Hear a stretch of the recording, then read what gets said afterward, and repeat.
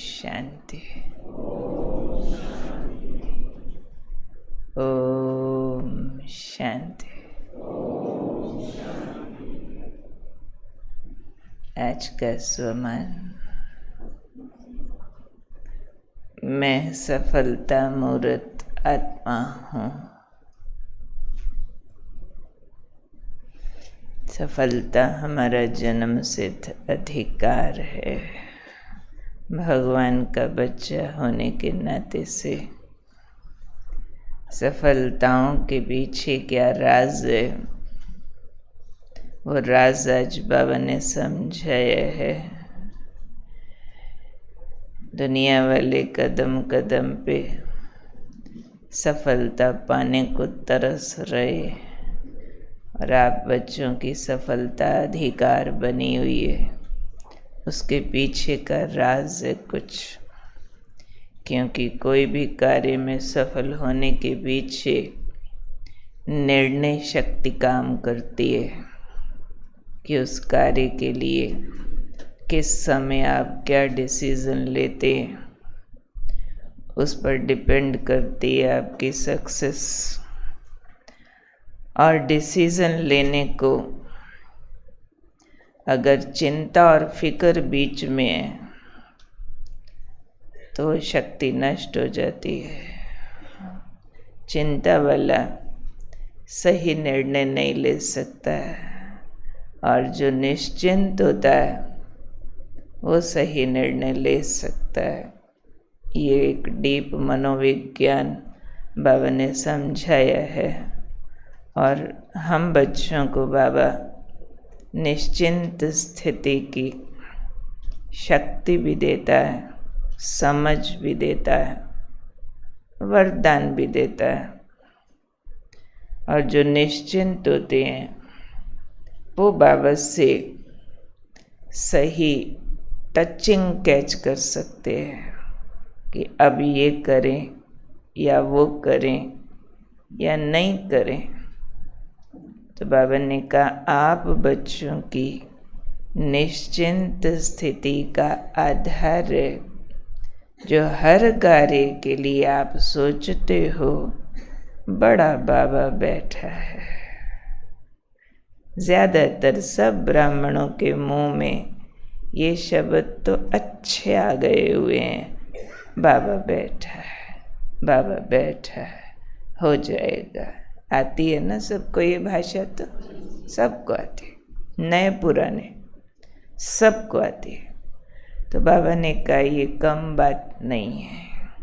अगर आपके मन में आता है बड़ा बाबा, बड़ा बाबा कौन से वाला है? बड़ा बाबा बैठा है, तो ये आपकी बहुत बड़ी बादशाही है। ये वाली स्थिति कम बात नहीं है। दुनिया वाले फिक्र के बादशाह है और बाबा ने कहा आप बच्चे बेफिक्र के भी बादशाह हो। हम लोग बिन कौड़ी, बेताज, बेफिक्र बेगमपुर के बादशाह हैं। हमारी राजधानी भी बेगमपुर है और बेताज बादशाह हैं। ताज हो ना हो, बेताज बादशाह दूसरे बादशाह से भी बड़ा माना जाता है। बाबा ने कहा वो आत्माएं जिनको ज्ञान नहीं है, व्यर्थ सोच सोच में, फिक्र और चिंता में समय और शक्ति व्यर्थ गंवा देते हैं। इसलिए उनके काम बिगड़ते जाते हैं। और आप बच्चे निश्चिंत रहने के कारण से बाबा से यथार्थ टचिंग के द्वारा हर सेवा में, हर कार्य में सफलता प्राप्त करते रहते हो। तो याद रखना है आज मुझे कि मैं सफलता मूर्त आत्मा हूँ। बड़ा बाबा बैठा है। बाबा पर आधारित होकर निश्चिंत स्थिति के द्वारा बाबा से ठीक टचिंग लेकर के, ठीक निर्णय करके हर कार्य में सफल होने वाली थोड़ी बहुत चिंता अगर किसी की बाकी भी हो ना, आ जाती है। कभी कभी कोई दरवाज़ा खुला छोड़ देते हैं तो कोई चूहा आ जाता है, कोई बिल्ली आ जाती है, कॉकरोच आ जाते हैं, है ना। तो मन बुद्धि का कहीं दरवाज़ा छूट जाता है खुला चिंताओं वाला, तो चिंता आएगी तो फिर शक्ति नष्ट होगी। शक्ति नष्ट होगी तो निर्णय खराब हो जाएगा, निर्णय खराब तो कार्य खराब, कार्य खराब तो असफलता से फिर दुख, और दुख से फिर विकर्म होते हैं। तो विश्व साइकिल होता है ये। तो आज हमने क्या करना है, जितनी थोड़ी बहुत चिंता फिक्र आ जाती हो, बुलाते नहीं है, आ जाती हो अपने आप, या कई बार थोड़ा बहुत पॉकेट मनी के रूप में कोई आईवेल में काम आएगी, ऐसे कहीं लॉकर में संभाल के रखी हो, रख लेते कोई फिक्र भी थोड़ी काम आएगी, तो उसको आज राखी बंधवाते हुए बाबा को दे देना। पॉकेट मनी भी नहीं रखनी है, खाली हो जाओ, इतनी वाली चिंता भी नहीं, नहीं ये तो करना पड़ेगा। बाबा कहते नहीं, मैं बैठा हूँ ना, काम आप करो, चिंता मेरे को दे दो। ऐसे नहीं करो कि काम मुझे बोलो, चिंता आप करो। नहीं तो ऐसे करते हैं ना, काम बाबा को बोलते ये करा देना, चिंता खुद लगा के बैठते हैं। नहीं, काम खुद करो, चिंता मेरे को दे दो, जो होगा अच्छा होगा। इस निश्चिंत अवस्था से बाबा बुद्धि को टच करने की मदद करेगा, उससे सफलताओं का अनुभव होगा। तो राखी बंधवाने के लिए पर्चा लिख के लाए, जिन्होंने नहीं लिखा है तो अभी लिख लेना। चिंता फिक्र का टोकरा सारा उठा के बाबा को दे देना। फिर हमने अभी फरिश्ता का भी टारगेट रखा हुआ है ना, हमको फरिश्ता बनना है ब्रह्मा बाप जैसा, डबल लाइट, न्यारा प्यारा, हर्षित और ट्रस्टी फरिश्ता, जिसका कुछ भी अपना नहीं। आज हमने लेना है साधनों का ट्रस्टी, तन का, मन का, धन का, संबंध का, कल था सेवा का ट्रस्टी, आज है साधनों का ट्रस्टी। समय अनुसार साधनों का ज़माना मौसमी साधनों का है, पर बाबा बार बार कहते हैं साधन साधना को भंग न कर दें। अब तक दुनिया वालों ने साधनों को साधना में विघ्न माना, इसलिए सन्यासी लोग सब धन परिवार छोड़ के, साधन छोड़ के जंगलों में जाके बैठते बिना साधनों के। वो कोई पंखा भी यूज़ नहीं करते, खाना भी नहीं पकाते, सब साधनों का त्याग करके चले जाते। पर बाबा हमें ये नहीं कहते साधन छोड़ दो, एसी ना लगाओ, गर्मी में बैठो, बाबा ने कभी नहीं कहा है। लेकिन साधनों पर ऐसा डिपेंडेंट ना हो जाओ जो गुलामी हो जाए। जो साधन ना हो तो बाबा भूल जाए और साधन याद आता रहे। तो आज के महावाक्यों में बाबा ने साधनों के प्रति क्या थॉट रखो उसकी ट्रेनिंग दी है कि जो भी वस्तु आए आपके पास उसमें से मेरापन निकाल दो, मेरी नहीं है, बाबा की है। चाहे आपके एसेंशियल्स हों, जो कुछ भी हो, फिर वो चीज़ वस्तु नहीं भी होगी, शरीर असुविधाओं में भी होगा, मन दुखी नहीं होगा। अंतर समझा ना?